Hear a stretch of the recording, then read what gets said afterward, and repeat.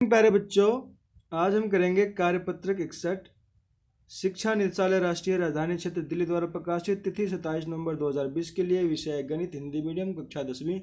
विद्यार्थी अपना यहाँ नाम लिखे हैं, कक्षा अध्यापक का नाम लिखे। आज का टॉपिक है सांख्यिकी का परिचय। प्यारे बच्चों, सांख्यिकी में हम क्या पढ़ेंगे? सांख्यिकी, पहले इसका डायग्राम देखते हैं। सांख्यिकी में आंकड़े पढ़ेंगे, ठीक है। उसके बाद क्या कहते हैं? केंद्रीय कोण के माप, केंद्रीय प्रवृत्ति की माप। फिर इसमें 3 प्रकार के होते हैं केंद्रीय प्रवृत्ति के माप: माध्य, माध्यिका और बहुलक, ठीक है। फिर माध्य में हम पढ़ेंगे आंकड़ों का औसत। फिर इसमें 3 विधि से हम इसको माध्य निकालते हैं। पहली विधि है प्रत्यक्ष विधि, दूसरी विधि है कल्पित माध्य विधि, ठीक है। इसका फार्मूला ये है। और तीसरी विधि क्या है? पद विचलन विधि। माध्य जो प्रत्यक्ष विधि में क्या होता है प्यारे बच्चे? आंकड़े हमारे जैसे x1, x2, x3, ठीक है, ऐसे आंकड़े दिए होते हैं और यहाँ पे इसका फ्रीक्वेंसी बारंबारता होती है, f1, f2, f3 ऐसी बारंबारता होती है, ठीक है। फिर एक और लाइन बनाते हैं, इसमें x1 और f1 की गुना करते हैं, ठीक है, इन दोनों की गुना करते हैं। यहाँ x2 f2 की गुना हो जाएगी, यहाँ पे x3 f3 की गुना हो जाएगी। इस तरीके से चलता रहेगा, ठीक है। फिर ये जो है x1 और f1 इसको जोड़ेंगे तो ये क्या होता है? इसको हम बोलते हैं सिग्मा एफ एक्स। इसको क्या बोलते हैं? Sigma F x. और जो फ्रीक्वेंसी जो होती है इसकी फ्रीक्वेंसी को हम बोलते हैं सिग्मा एफ, ठीक है। फ्रीक्वेंसी को बोलते हैं सिग्मा एफ। तो ये जो फार्मूला हो जाता है ये डायरेक्ट विधि है, प्रत्यक्ष विधि है माध्य निकालने का, ठीक है प्यारे बच्चों। जब इसके ऊपर हम सम्स करेंगे, क्वेश्चन करेंगे तो आपको और अच्छी तरह समझ में आएगा। दूसरी विधि है कल्पित माध्य विधि। कल्पित माध्य विधि में जो हमारा फार्मूला होता है ए जमा F sigma F I D I. ये जो निशान है इसको हम सिग्मा बोलते हैं, ठीक है। सिग्मा का मतलब सबको जोड़ना, ठीक है। एफ आई डी आई बटे में सिग्मा एफ आई। तीसरी विधि होगी हमारी पद विचलन विधि। तीसरी विधि कौन सी होगी प्यारे बच्चों? पद विचलन विधि। और इसका कोई ग्राफ नहीं बनता, ठीक है, इसका कोई ग्राफ नहीं बनता प्यारे बच्चों, ठीक है, कोई ग्राफीय रूप नहीं होता। अब है यहाँ पे माध्यिका, ठीक है। माध्यिका में माध्यिका का मतलब होता है मध्य मान, यानी माध्यिका। इसका फार्मूला है L जमा n/2 माइनस CF बटे में F इंटू H, ठीक है। और 12 इसमें दूसरा जो है अर्थात इसमें जो दूसरा है बहुलक, ठीक है। बहुलक का मतलब होता है सबसे अधिक बार आने वाला प्रेक्षण। इसका फार्मूला होगा L जमा F1 माइनस F0 बटे में 2F1 घटा F0 घटा F2 इंटू H। अब इन दोनों फार्मूलों में ये F1 n/2 ये सब क्या है ये मैं आपको समझा देता हूँ। पहले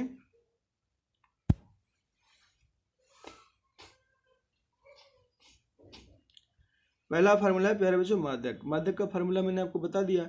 इसमें L का मतलब होता है माध्यक वर्ग की निम्न सीमा, N का मतलब होता है प्रेक्षणों की संख्या और CF का मतलब होता है माध्यक वर्ग से ठीक पहले वाले वर्ग की संचयी बारंबारता, ठीक है। F का मतलब होता है माध्यक वर्ग की बारंबारता और H का मतलब होता है वर्ग माप या वर्ग माप, यानी यह मानते हुए कि वर्ग माप बराबर है। फिर इसमें बहुलक वाला जो फार्मूला मैंने बताया था उसमें जो L का मतलब होता है बहुलक वर्ग की निम्न सीमा, ठीक है प्यारे बच्चों। H का मतलब होता है वर्ग अंतराल की माप, यह मानते हुए कि सभी अंतराल बराबर माप के हैं। F1 का मतलब होता है बहुलक वर्ग की बारंबारता। F0 का मतलब होता है बहुलक वर्ग से ठीक पहले वर्ग की बारंबारता। F2 का मतलब होता है बहुलक वर्ग के ठीक बाद में आने वाले वर्ग की बारंबारता, ठीक है प्यारे बच्चों। अब है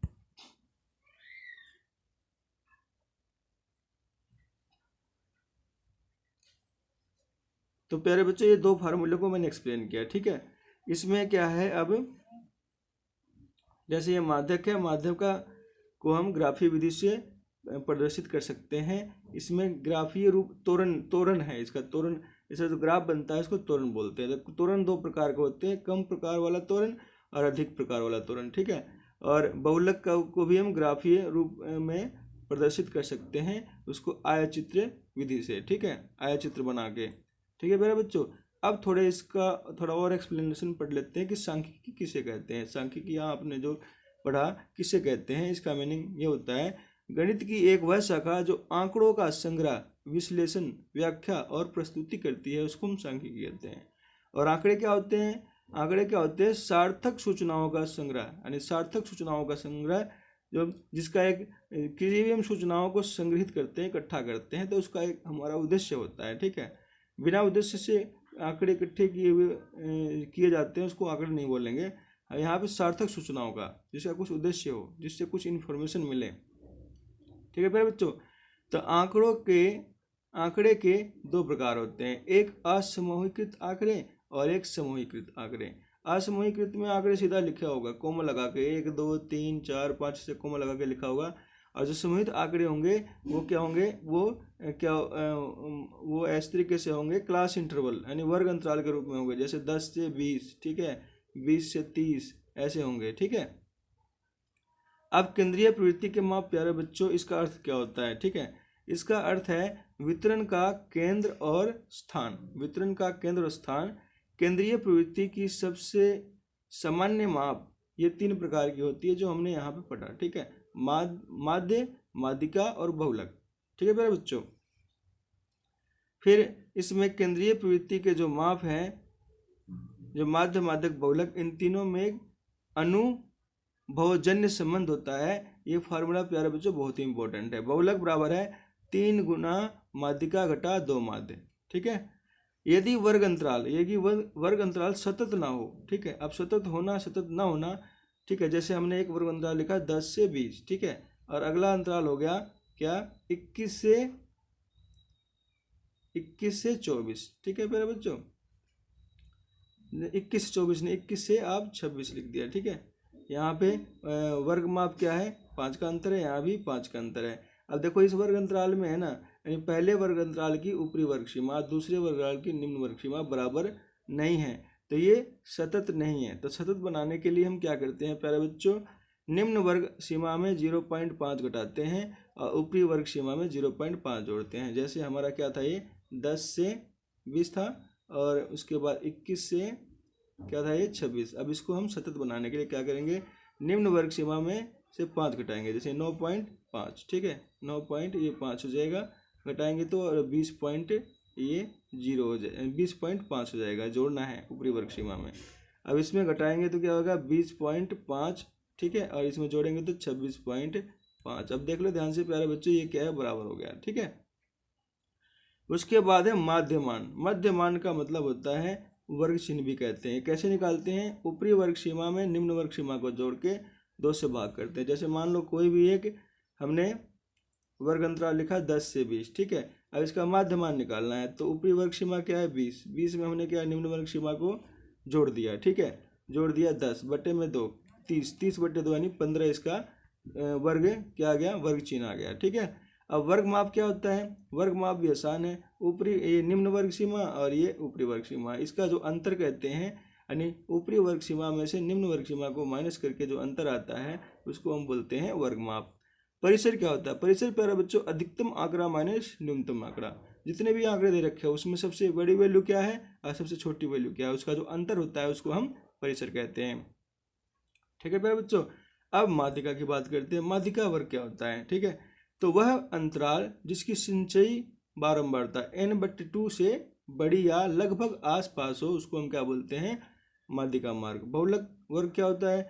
वह अंतराल जिसकी बारंबारता सबसे अधिक हो उसको हम बहुलक वर्ग बोलते हैं। ठीक है, इसके बारे में डिटेल में जब हम क्वेश्चन करेंगे तो मैं और अच्छी तरह आपको समझाऊंगा। इसमें अब हमारा इसमें सब कुछ मैंने आपको बता दिया है। ठीक है, अब हमारे पास कुछ क्वेश्चंस हैं। ठीक है, क्वेश्चंस देखते हैं। इनका क्वेश्चन, पहला क्वेश्चन है वर्ग चिन्ह क्या होता है? तो वर्ग चिन्ह का प्यारे बच्चों आपने यहाँ फार्मूला पढ़ा अपने वर्ग चिन्ह का। ठीक है, ये रहा वर्ग चिन्ह का फार्मूला, ऊपरी वर्ग सीमा जमा निम्न वर्ग सीमा बटे में 2। तो इसका आंसर यही होगा, मैंने यहाँ लिख रखा है 1/2 तो पहले से ही लिखा हुआ है यहाँ पे, ऊपरी वर्ग सीमा जमा निम्न वर्ग सीमा। दूसरा क्वेश्चन है आंकड़ों का परिसर निकालना। ये परिसर निकाला है तो प्यारे बच्चों मैंने इसका फार्मूला बताया था अधिकतम आंकड़ा। अधिकतम आंकड़ा क्या है? 255। न्यूनतम आंकड़ा की वैल्यू क्या है? 103। ठीक है, अब इसका जो अंतर होगा उसको हम परिसर करेंगे, हमने घटा दिया 152, इसका आंसर आ गया। तीसरा है केंद्रीय प्रवृत्ति की 3 मापों के बीच अनुभवजन्य संबंध क्या है? तो प्यारा बच्चों इसका भी आंसर इसी वर्कशीट में है, मैं आप देख लेना, यहाँ पे मैंने लिख रखा है बहुलक बराबर है 3 माध्यिका घटा 2 माध्य।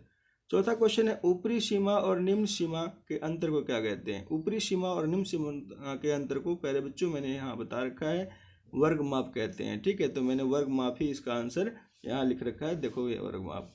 पांचवा क्वेश्चन है 5 अभाज्य संख्याओं का माध्य। ठीक है, तो 5 अभाज्य संख्याएं, देखो एक तो अभाज्य संख्या होती ही नहीं है। ठीक है, 2 होती है, सबसे छोटी अभाज्य संख्या 2, उसके बाद 3, 5, 7 और 11। अभाज्य संख्या किसे कहते हैं भाई? ऐसी संख्याएं जिसका गुणनखंड वो खुद हो और एक हो और कोई भी ना हो, या ये कह लो जो खुद से भाग हो और एक से भाग हो और किसी से भाग ना हो। जैसे मैं एग्जांपल दे रहा हूँ, जैसे 3 है, 3 को हम 3 से भाग कर सकते हैं और 3 को हम 1 से भाग कर सकते हैं और किसी से भाग नहीं कर सकते।